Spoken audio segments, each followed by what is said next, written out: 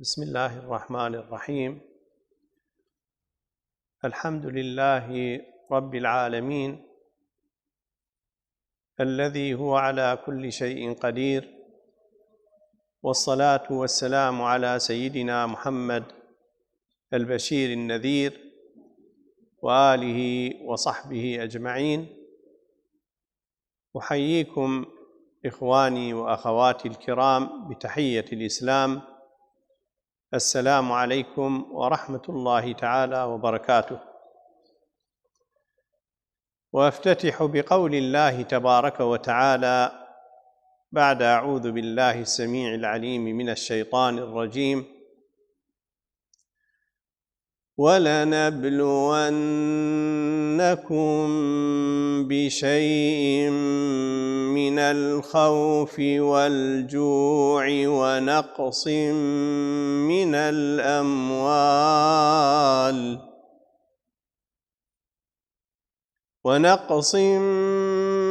الأموال والأنفس والثمرات وبشر الصابرين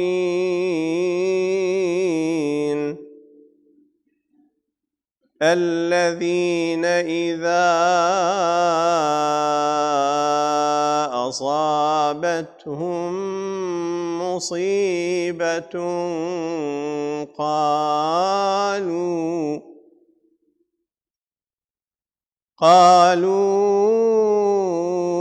إنا لله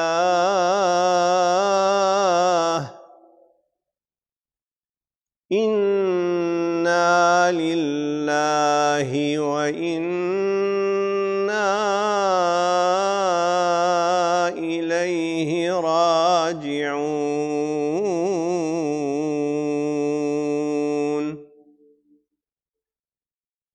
أولئك عليهم صلوات من ربهم ورحمة وأولئك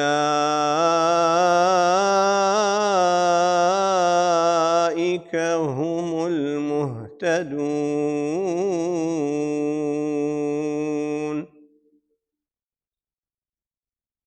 لا شك أن الذي حدث مصيبة كبيرة عظيمة جليلة، نسأل الله تبارك وتعالى أن يخفف وطأتها علينا أجمعين، وأن يرحم إخواننا الذين قضوا في هذه الكارثة، وأن يتولاهم سبحانه وتعالى برحمته وإحسانه وفضله، وأن يلهم أهليهم وأحبابهم ويلهمنا جميعا ثواب الصابرين، إن ربنا سبحانه وتعالى ودود رحيم. كثر الكلام حول الزلازل، ومع الأسف نجد تطرفاً في ما يقال حول هذه المصائب، وبالذات الزلازل. فمن الناس من يوعزها إلى أنها عقوبة من الله تبارك وتعالى على البشر بسبب الذنوب والخطايا، ومن الناس من يوكلها إلى الطبيعة فيقول هذه كوارث طبيعية، ومن الناس من يوكلها إلى قدرة الله تبارك وتعالى وأنها دليل على قرب الساعة ويوم القيامة،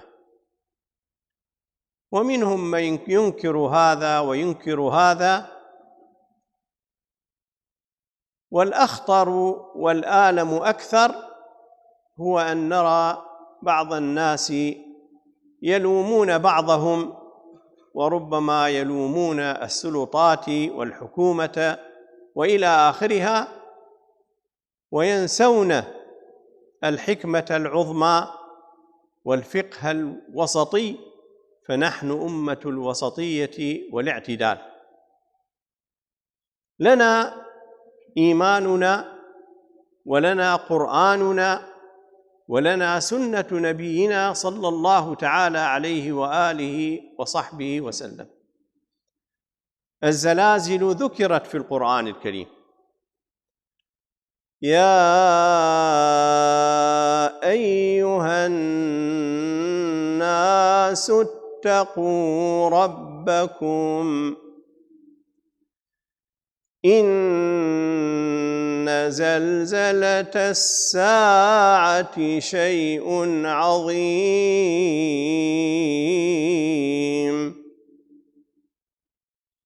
يوم ترونها تذهل كل مرضعة عما أرضعت وتضع كل ذات حمل حملها وترى الناس سكارى وما هم بسكارى ولكن عذاب الله شديد.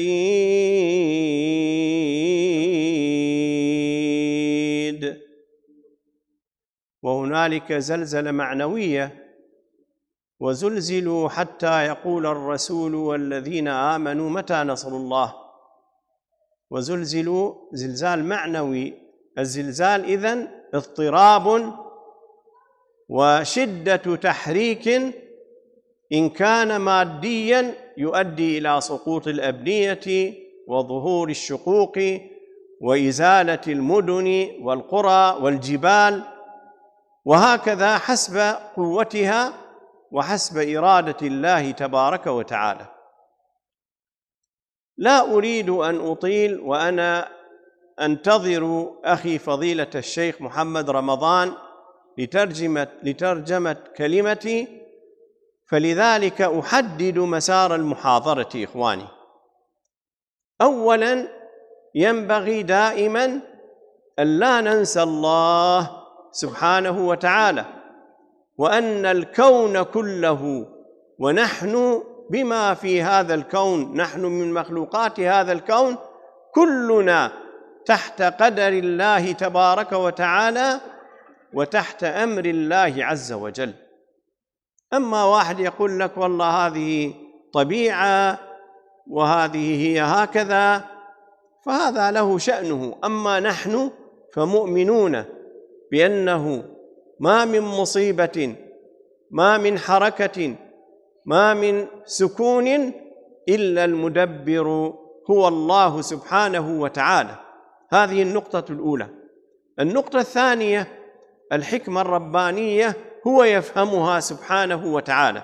واحد يقول لك أنتم تقولون الله أرحم بعباده من الوالدة بولدها. طيب إحنا الآن نشوف صور بأبنية تتساقط، وأطفال يشردون، وأمهات يمتن، وأمهات يرين أطفالهن موتى، وإلى آخرها. أين رحمة الله سبحانه وتعالى؟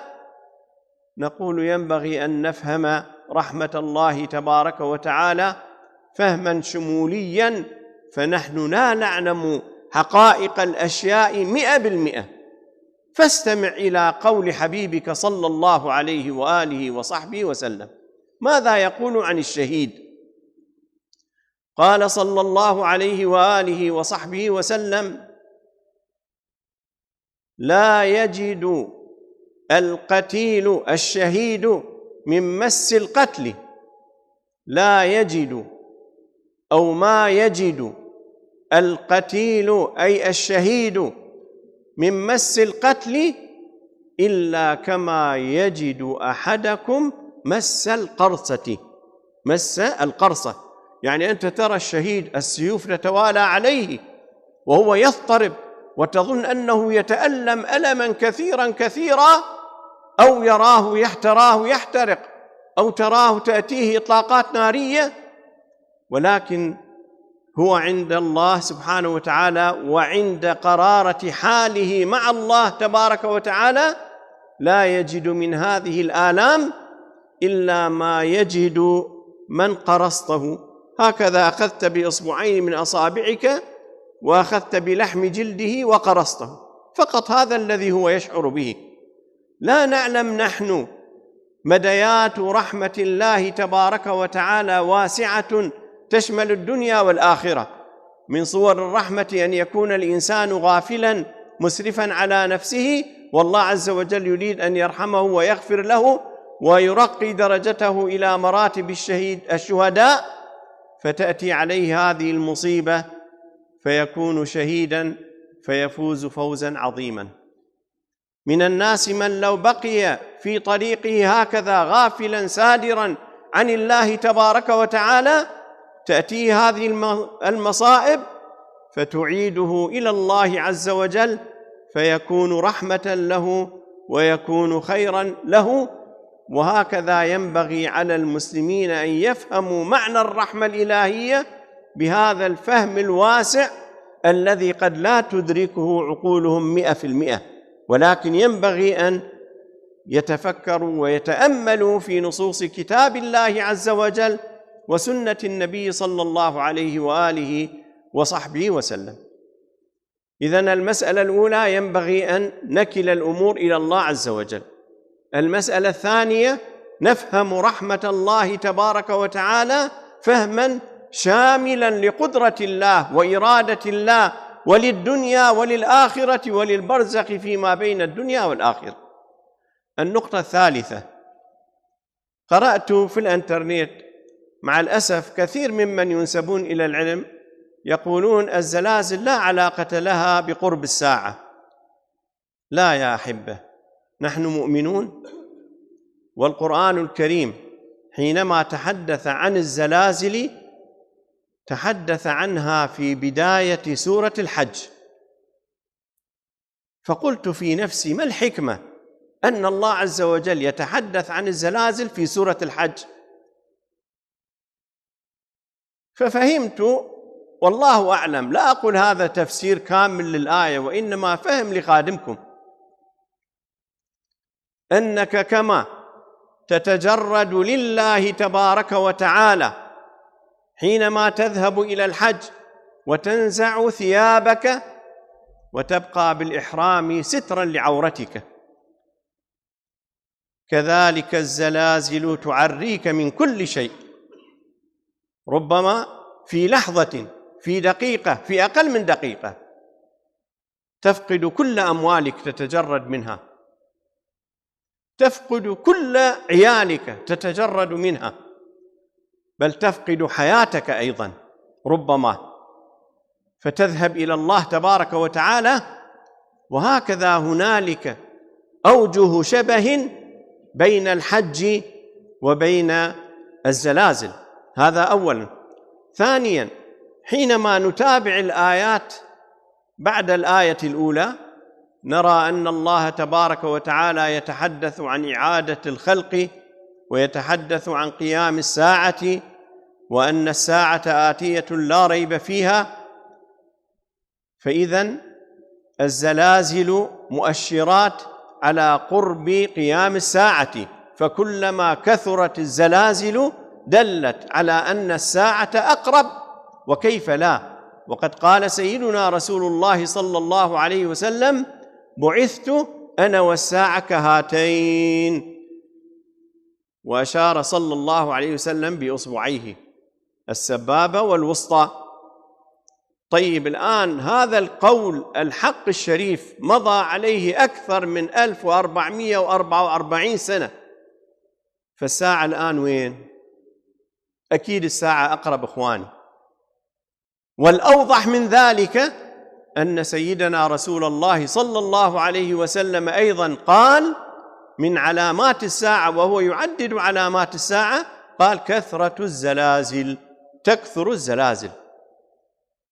الفهم البسيط لهالموضوع أخواني، الإنسان حينما يدنو أجله تضطرب أعضاؤه، نوبة يصعد الضغط، نوبة يصير عنده سكر، نوبة النبضات تختلف. اقترب من منيته. إن الطبيب له في الطب معرفة ما دام في أجل الإنسان تأخيره. يعني الأطباء لهم معرفة في الطب وإلى آخرها، ولكن في أجل الإنسان ما يستطيعون أن يغيروا أجل الإنسان.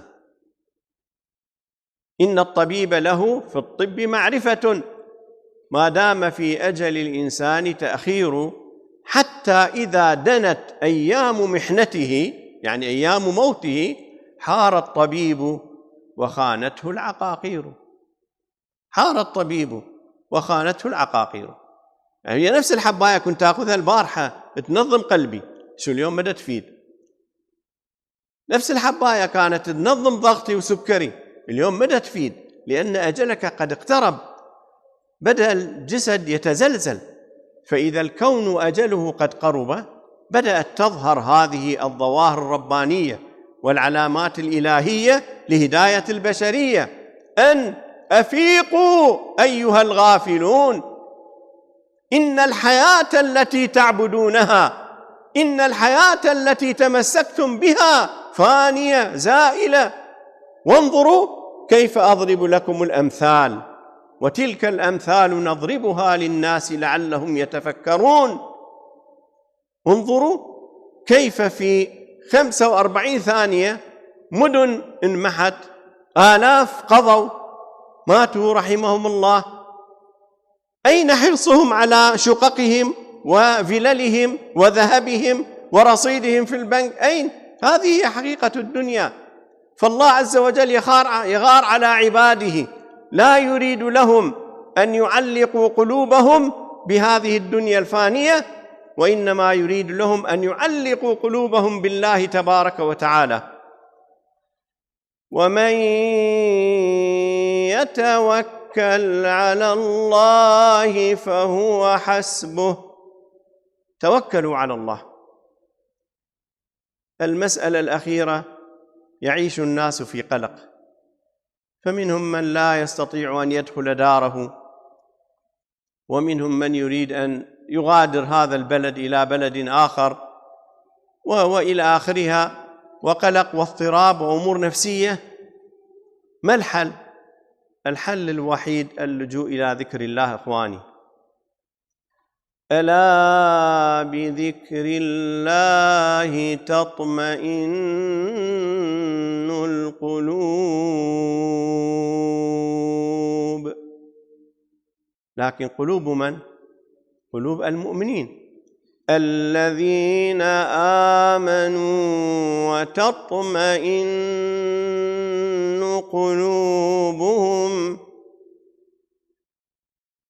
وتطمئن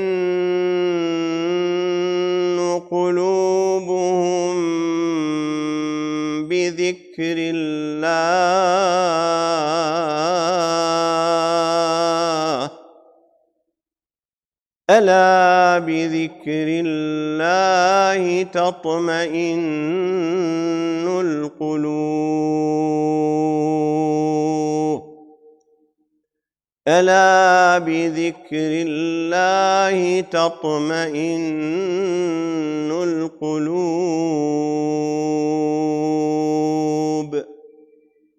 فأنت ذاهب إليه، اذكره، أحبه، توكل عليه، اجعل الدنيا تحت قدمك، اجعلها وسيلة لوصول خيرك إلى العالمين. قدم لنفسك للدار الآخرة، وما تقدموا من خير تجدوه عند الله هو خيرا وأعظم أجرا، واستغفروا الله إن الله غفور رحيم. استغفروا الله من القيل والقال، أسعفوا إخوانكم، عاونوا إخوانكم، كونوا معهم في مصابهم، كونوا مع الدولة المصابة أيتها الدول. يا من كنتم توصلون آلاف القنابل لقتل الناس، أوصلوا لقمة العيش للمصابين.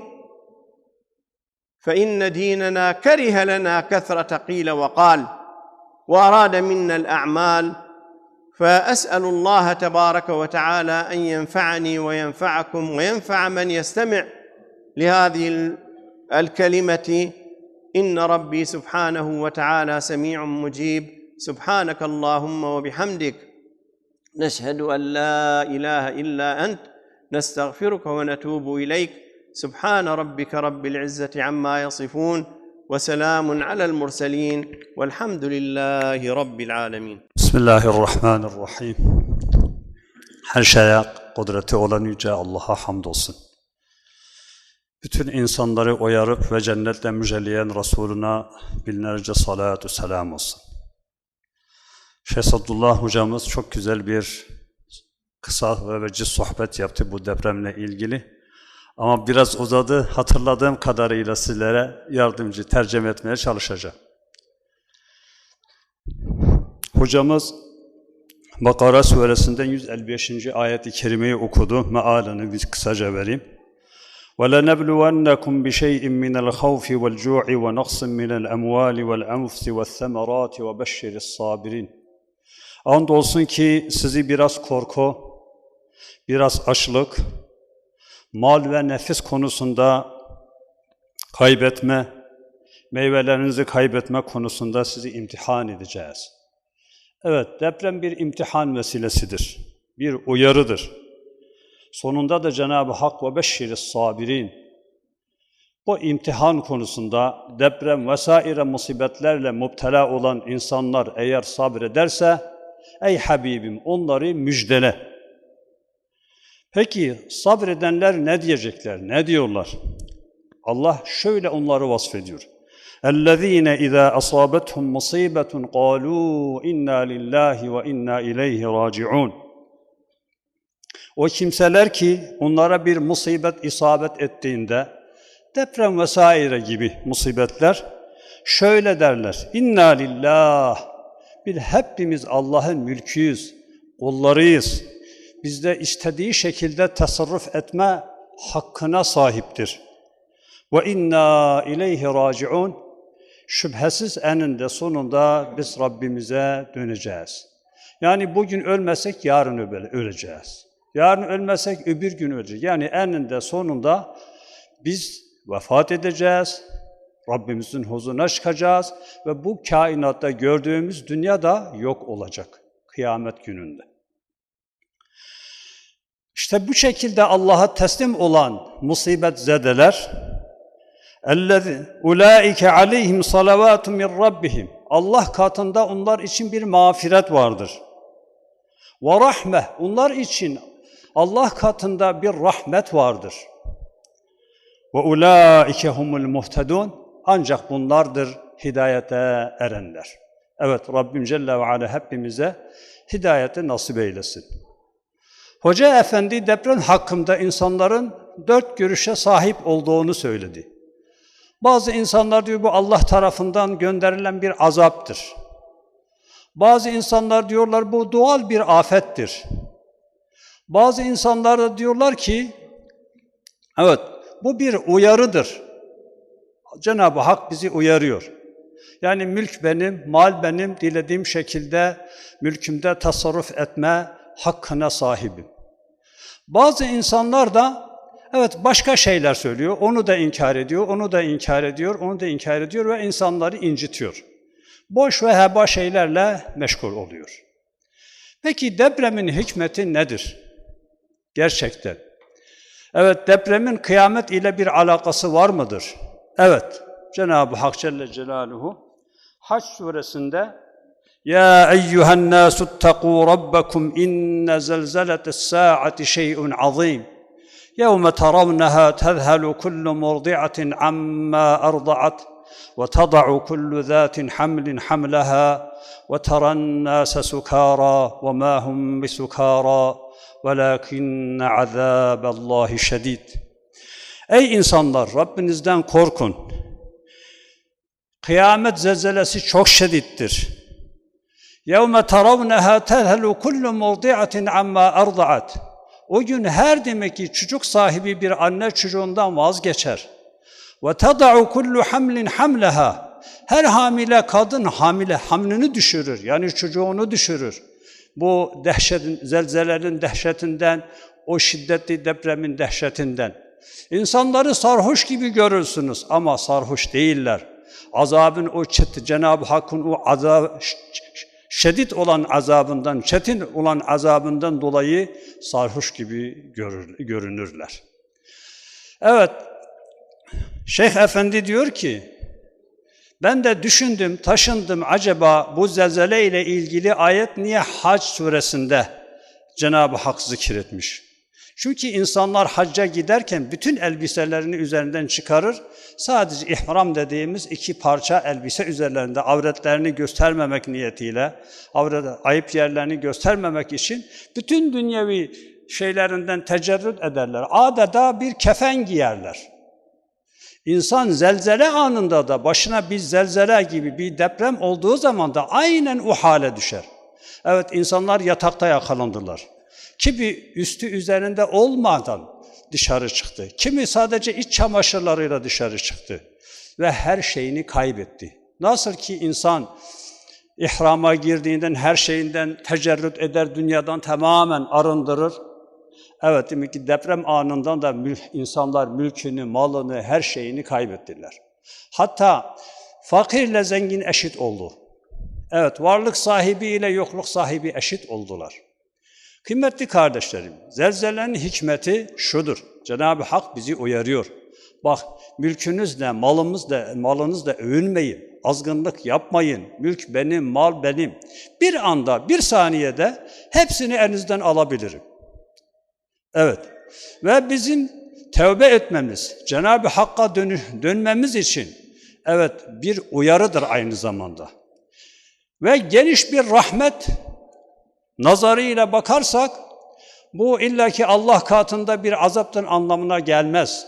Evet, Peygamber Efendimiz Aleyhisselatü Vesselam hadisi şerifinde buyurur ki diyor, Cenab-ı Hakk'ın kullarına merhameti, çok şefkatli annenin çocuğuna merhametinden çok fazladır.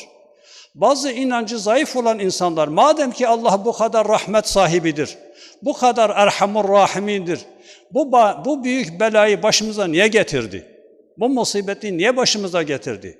Bu ikisinin arasında bir çelişki yok mu? Hayır, çelişki yok. Evet, bazen demek ki azap gördüğümüz, zarar gördüğümüz, hoşlanmadığımız şeylerde ilahi rahmet tecelli eder. Mesela birçok kişi, evet demek ki depremde vefat etti. 40 bine yakın insanlar depremde vefat etti, değil mi? Bunlar hepsi imanı varsa şehit mertebesine ulaştı. İmam Halid bin Velid rahmetullah radıyallahu anh yıllarca cihad etti ve sonunda şu sözü dedi. Ya herkese şehadet nasip oldu da ben deve gibi demek ki etrafımdan dolanıyorum, yatağımdan gibi gelip gidiyorum, şehadet bana nasip olmadı. Şehadet parayla alınacak bir şey değildir. Evet, birçok kişiye manevi bir şehadet mertebesi verildi. Bu insanlar eğer imanı varsa evet şehit hükmündedir. Peygamber Efendimiz Aleyhisselatü Vesselam bu konuda hadisi vardı. Gücük altında kalan bir insan vefat ederse şehit mertebesine ulaşır. Bu ilahi bir rahmet değil mi? Yani mülk ile, parayla şehadet satına alınır mı? Alınmaz. İkincisi, Allah Celle Celaluhu diyor, sizin malınızla, mülkünüzü sizden almakla imtihan edeceğiz. Bu bir imtihandır aynı zamanda. Kimi malını kaybetti acaba sabredecek mi? Kimisi evlatlarını, ailesini kaybetti, acaba sabredecek mi? Sabrederse büyük bir mükafat alacak. وَبَشِّرِ الصَّابِرِينَ Allah diyor sen, ey Muhammed, sabredenleri müjdele. اِنَّمَا يُوَفَّ الصَّابِرُونَ اَجْرَهُمْ بِغَيْرِ hisab. Ancak sabredenler hesapsız bir mükafata, bir sevaba nail olurlar. Evet, gerçekten evet, azap gibi görünen gibi ki bu depremde binlerce ilahi rahmet vardır. Bir kısmına vakıfız, bir kısmına vakıf değiliz. Biz her şeyi bilemeyiz. Ve aynı zamanda zelzeleler, depremler kıyametin yaklaştığına delalet eder. İslam alimleri der ki, kıyamete yaklaşıldığı zaman zelzeleler, seller çok olur. Eskiden mesela yaşlarımız vardır, aramızda yaşlar vardır. 20 sene önce bu selleri hiç gördünüz mü? Görmedik. 20 sene önce böyle 2'de 1 deprem görüyor muyduk? Görmüyorduk. Bak her gün depremler oluyor. Belki yeni cihazlar çıkmış, tespit imkanı da vardır. Eskiden böyle bir tespit yoktu veya televizyon yoktu, her tarafı göremiyordu. Tamam, kısmen o da var ama böyle depremler, böyle seller belki 100 yılda bir olmuyordu. Ama şimdi yani her sene her yerde demek ki defalarca demek ki bu gibi musibetleri, bu gibi belaları demek ki görüyoruz. Peki bir insan bu demek ki başına böyle bir musibet geldiği zaman isterse istediğimiz kadar söyleyelim, kolay değildir, büyük bir musibettir, insan tahammül edemez, insanoğlu zayıftır. Ama eğer Rabbimize tevekkül edersek, hocamızın da ifade ettiği gibi Rabbimiz Kur'an-ı Kerim'de "Elâ bi zikrillahi tatmainnul kulûb." Dikkatli olun, kendinize gelin, gaflette kalmayın. Allah'ın zikriyle kalpler sükunet bulur, itminan bulur. Şimdi böyle durumlarda Cenab-ı Hakk'a dönmemiz, Ya Rabbi bize sabır ver, Ya Rabbi bize metanet ver. Allah'a çokça zikir etmemiz lazım. İnna lillahi ve inna ileyhi raciun dememiz lazım. Peygamber Efendimiz kim bu sözü söylerse Allah ona büyük bir ecir yazar ve verdiğinin yerini de doldurur. Birçok kişi demek ki malını, mülkünü demek ki kaybediyor, iflas ediyor. Ben de buna şahidim. Daha sonra durumu iyileşiyor, eski halini bile geçiyor. Bilemeyiz. Bazen de belki bu malımız, mülkümüz haramdır. Allah bizden alıyor. Yerine halal bir şey verir. Veya demek ki kendimize o malımızı, mülkümüzü yerinde kullanmamız. Malın bizi temellük etmemesi, bizim demek ki malı temellük etmemize yarar. Rabbim Celle ve Ala hocamızdan razı olsun. Rabbim Celle ve Ala buna benzer musibetlerden ülkemizi muhafaza eylesin.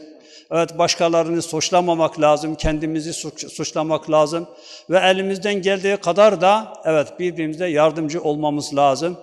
Depremzedelere yardım etmek lazım. Fitneyi demek ki yayma yerine demek ki fitne kapılarını kapatmak lazım. Konuşacaksak hayır ile konuşalım. Ya da susmamız lazım. Peygamber Efendimiz ya konuşuyorsan hayır konuş ya da sus. Demek ki dedikodu yapmamak, hükümeti ve başkalarını suçlamak yerine acaba ne yapabiliriz? Bir iyilik bizim elimizden gelebiliyor mu? Hocamız Allah sağlık, sıhhat, afiyet versin. O da kendi çabasında talebeleriyle, sevenleriyle 15-16 tane hatmi şerif indirmişler ve şimdi duasını yapacak. Allah hayrını kabul eylesin. Elinden bu geldi, bunu yaptım. Muhakkak demek ki belki maddi yardımlarda da bulunmuşlardı. Bilmiyoruz tabii. Ama böyle demek ki o da ülkemizde misafir olduğu için böyle bir katkıda bulunmuş. Rabbim Celle ve Ala okuduklarını kabul eylesin. Cezasını hayır ile mükafatlandırsın inşallah Teala. أعوذ بالله من الشيطان الرجيم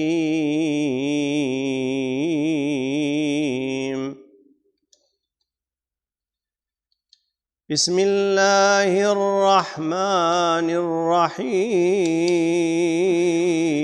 الرحيم إنا أعطيناك الكوثر فصل لربك وانحر إن شانئك هو الأبتر لا إله إلا الله والله أكبر ولله الحمد بسم الله الرحمن الرحيم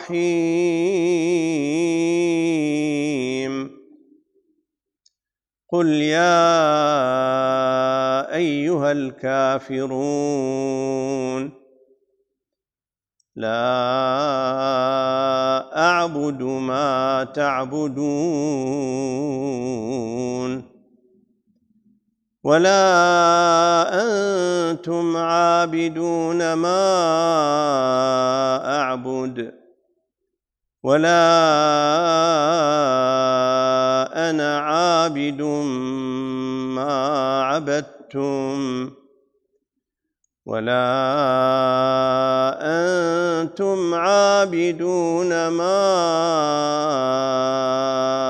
أعبد لكم دينكم ولي دين. لا إله إلا الله. الله أكبر. بسم الله الرحمن الرحيم. إذا جاء نصر الله والفتح ورأيت الناس يدخلون في دين الله أفواجا فسبح بحمد ربك واستغفره إنه كان توابا. لا إله إلا الله. الله أكبر. بسم الله الرحمن الرحيم. تبت يدا أبي لهب وتب ما أغنى عنه ماله وما كسب سيصلى نارا ذات لهب وامرأته حمالة الحطب في جيدها حبل من مسد. لا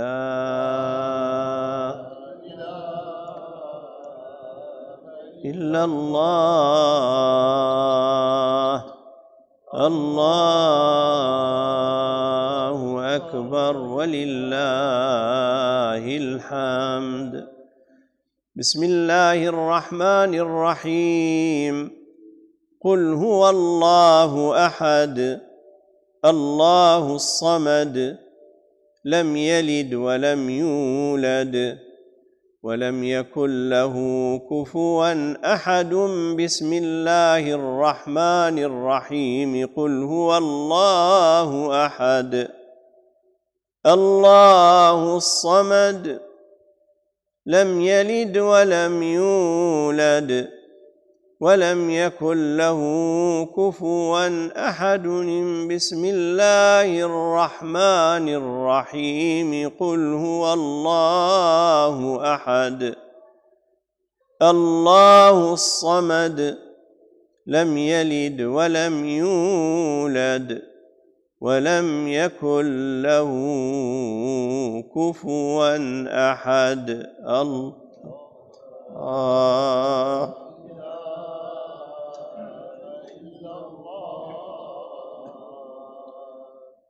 الله.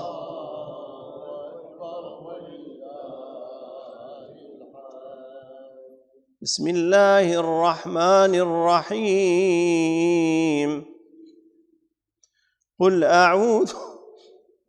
أعوذ برب الفلق من شر ما خلق ومن شر غاسق إذا وقب ومن شر النفاثات في العقد ومن شر حاسد إذا حسد. لا إله إلا الله. الله أكبر. بسم الله الرحمن الرحيم. قل أعوذ برب الناس ملك الناس إله الناس من شر الوسواس الخناس الذي يوسوس في صدور الناس من الجنة والناس. لا إله إلا الله. الله أكبر ولله الحمد. بسم الله الرحمن الرحيم. الحمد لله رب العالمين الرحمن الرحيم مالك يوم الدين.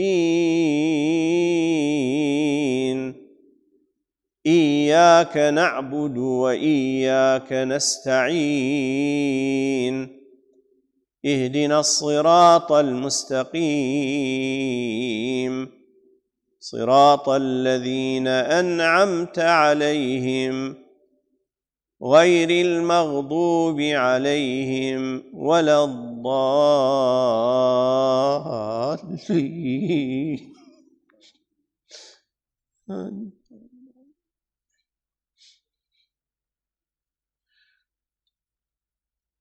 بسم الله الرحمن الرحيم.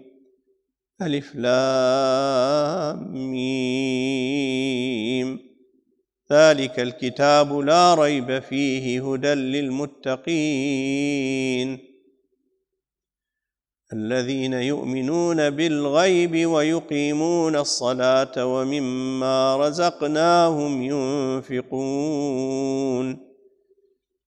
والذين يؤمنون بما أنزل إليك وما أنزل من قبلك وبالآخرة هم يوقنون أولئك على هدى من ربهم وأولئك هم المفلحون.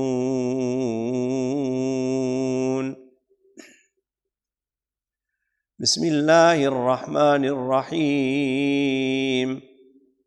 إن الله وملائكته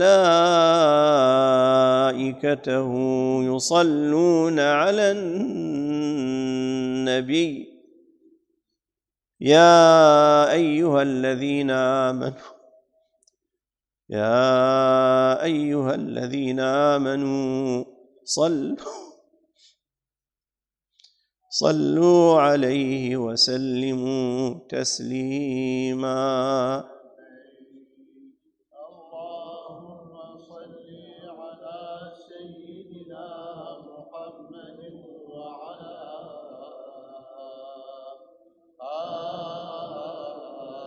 آله وصحبه وسلم. اللهم صل على سيدنا محمد وعلى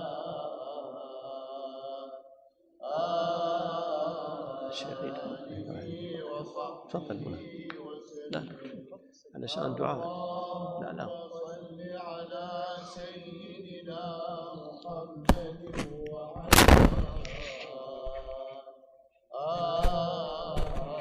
آله وصحبه وسلم. اللهم صل على سيدنا محمد وعلى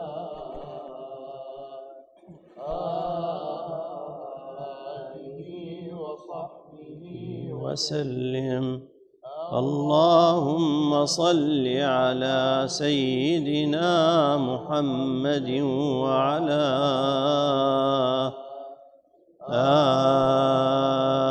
آله وصحبه وسلم. اللهم صل على محمد وعلى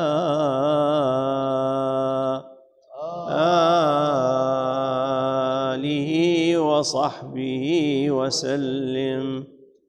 اللهم صل على سيدنا محمد وعلى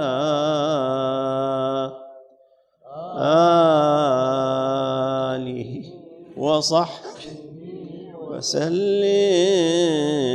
اللهم صل على أسعدنا محمد وعلى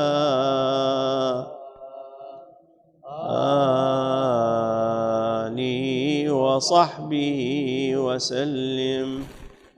اللهم صل على حبيبنا محمد وعلى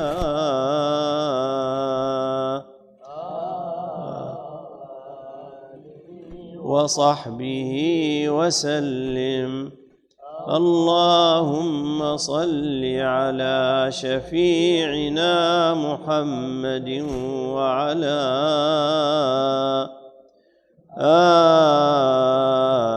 آله وصحبه وسلم. اللهم صل وبارك على روح سيدنا محمد في الأرواح وعلى جسده في الأجساد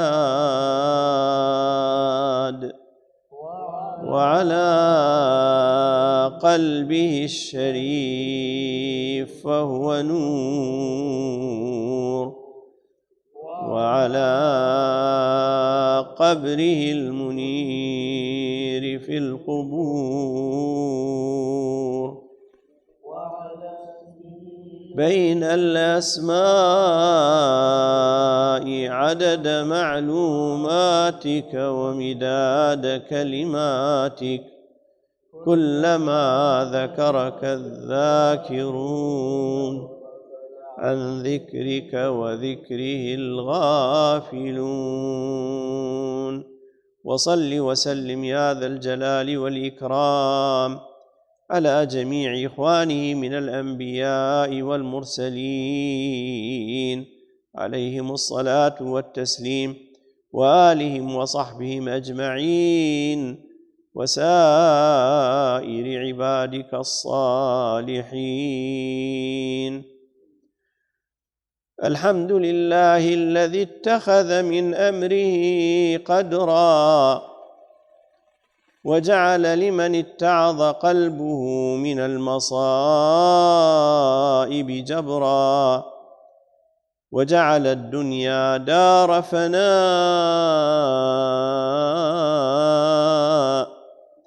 وجعل عاقبة أمرها لمن لم يتعظ فيها خسرا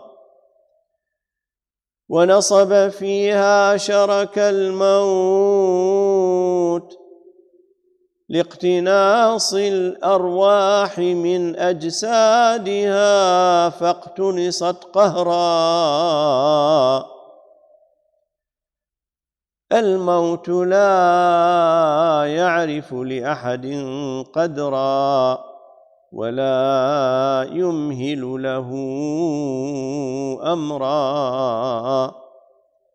كم أخذ الأخ من أخيه والخليل من خليله وأخذ الوالد والوالدة من بين أهلهم وذويهم أجمعين وأخذ الطفل من حضن أمه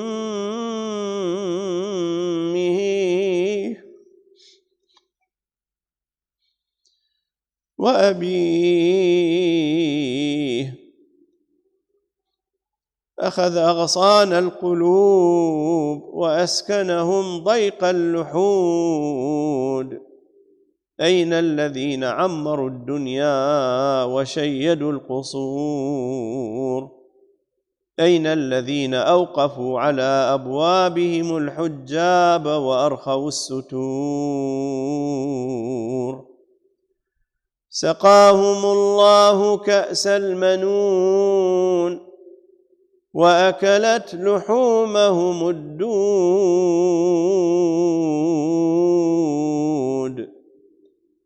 أما النبي صلى الله تعالى عليه وسلم فإن الأرض لا تنهش له لحما ولا تكسر له عظما، بل يبعث من مرقده الشريف طيبا طاهرا طريا نقيا،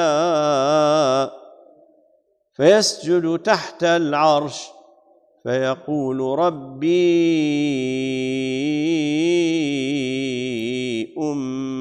أمتي أمتي، فيأتيه النداء من الرحيم الرحمن أن يا حبيبي يا محمد ارفع رأسك سل تعطى واشفع تشفع. اللهم صل وسلم وبارك على سيدنا محمد في الأولين، اللهم صل وسلم وبارك على سيدنا محمد في الآخرين، اللهم صل وسلم وبارك على سيدنا محمد في كل وقت وحين، حتى ترث الأرض والسماوات ومن عليهما وأنت خير الوارثين. اللهم انفعنا وارفعنا بالقرآن العظيم، وبارك اللهم لنا بالآيات والذكر الحكيم، وتقبل منا يا ربنا إنك أنت السميع العليم، وتب علينا إنك أنت التواب الرحيم، وجد علينا يا ربنا إنك أنت الجواد الكريم. اللهم ارحمنا بختم القرآن،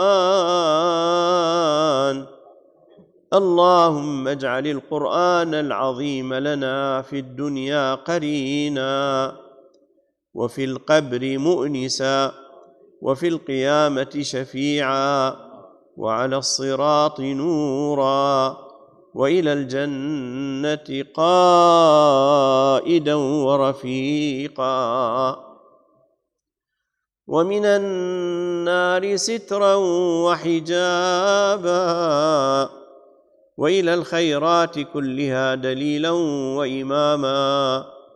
اللهم ذكرنا منه ما نسينا، وعلمنا منه ما جهلنا، وارزقنا تلاوته آناء الليل وأطراف النهار على الوجه الذي يرضيك عنا.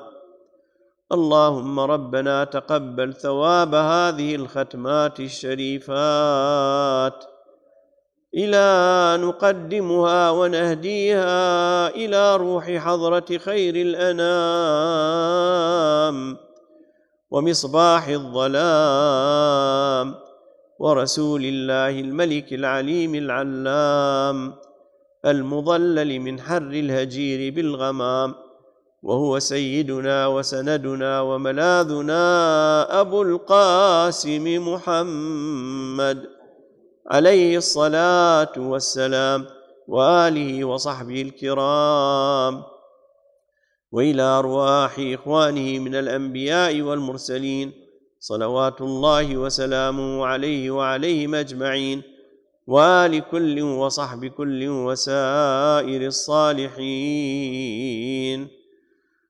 اللهم وجزءا من بركات نبيك سيدنا محمد صلى الله تعالى عليه وآله وصحبه وسلم عائدا جاريا متصلا بالروح والريحان والخيرات الحسان إلى أرواح إخواننا من المؤمنين والمؤمنات والمسلمين والمسلمات الذين قضوا في هذا البلاء والمصاب. اللهم أنت أعلم بهم وغني عن ذكر أسمائهم. اللهم اسكنهم فسيح جناتك ودار كرامتك. اللهم اجعل الملائكة المقربين يدخلون عليهم من كل باب قائلين سلام عليكم بما صبرتم فنعم عقبى الدار. اللهم افرش قبورهم من فراش الجنة واطعمهم من طعام الجنة واسقهم من شراب الجنة ومد لهم في قبورهم مد أبصارهم. اللهم اغفر لهم وارحمهم وعافهم واعف عنهم وأكرم نزلهم يا الله بما يليق بكرمك اللائق بذاتك الأقدس. تباركت ربنا وتعاليت وتقدست. اللهم ألهم أهلهم الصبر والسلوان واكتب لهم يا ربنا أجر الصابرين برحمتك يا أرحم الراحمين يا أكرم الأكرمين. بحرمة سيد المرسلين سيدنا ومولانا محمد صلى الله تعالى عليه وآله وصحبه وسلم وببركة القرآن العظيم وسر أسرار سورة الفاتحة. Evet, muhterem cemaat, Cenab-ı Hak Celle Celaluhu hocamızdan razı olsun. Hocamızın isteği kısa bir duada Türkçe olarak yapalım. En azından okunmuş olan hatmi şerifleri. Amin. Elhamdülillahi Rabbil alemin. Vessalatu vesselamu ala Resulina Muhammedin ve ala alihi ve sahbihi ecma'in. İlahi ya Rab, senin rızan için burada toplandık, huzuruna geldik, ellerimizi açtık, rahmetine sığındık, dua ediyoruz. Dualarımızı dergâh hizmetinde kabul eyle ya Rab. Senin rızan için okunmuş olan hatmi şerifleri dergâh hizmetinde kabul eyle ya Rab. Hatmi şeriflerden hasıl olan sevabı evvelen bizzat Peygamberimiz Hazreti Muhammed Mustafa sallallahu teala aleyhi ve sellemin mübarek ruhuna, Adem aleyhisselam ve bütün Peygamber izamı ruhlarına, Peygamber Efendimizin âl, ezvac ve eshabının, ehl-i beyt-i Resulullah'ın, tabi'in, tebe-u tabi'in, eym-i müştehidin, Ridvanullahi Teala aleyhim ecmen ruhlarına hediye eyledik, sen vasıl eyle ya Rab. Onların hasıl olan sevabı hasseten deprem felaketinde kaybetmiş olduğumuz şehitlerimizin, deprem şehitlerimizin ruhlarına hediye eyledik, sen vasıl eyle ya Rab. Ruhlarını şad, kabirlerini pür-nur, makamlarını âli eyle ya Rab. Ondan hasıl olan sevabı bizlerin ve burada hazır bulunan cemaatimizin, ahirete irtihal etmiş olan annelerimiz, babalarımız, dedelerimiz, nelerimiz, kardeşlerimiz ve evladımızın ruhuna hediye eyledik, sen vasıl eyle ya Rab. Ruhlarını şad, kabirlerini pür-nur, makamlarını âli eyle ya Rab. Okunan Kur'an-ı Azimüşşan'dan kendilerini hissedar eyle ya Rab. Ondan hasıl olan sevabı, hak ve hakikat, namus ve millet, din ve vatan uğrunda seve seve canlarını feda eden aziz şehitlerimizin, kahraman gazilerimizin, güvenli kuvvetlerimizin ruhlarını hediye eyledik, sen vasıl eyle ya Rab. Dualarımızı dergâh hizmetinde kabul eyle. Dualarımızı Arafat'ta, Kabe'de, Müzdelife'de ve Resulullah'ın makamında yapılıp kabul olunan duaları ilhak eyle ya Rab. As-salatu vesselamu aleyke ya Resulallah. As-salatu vesselamu aleyke ya Habiballah. As-salatu vesselamu aleyke ya seyyidel evveline vel ahirin. Ve selamun alel murselin. Velhamdülillahi Rabbil alemin. Lillahi Teala'l Fatiha.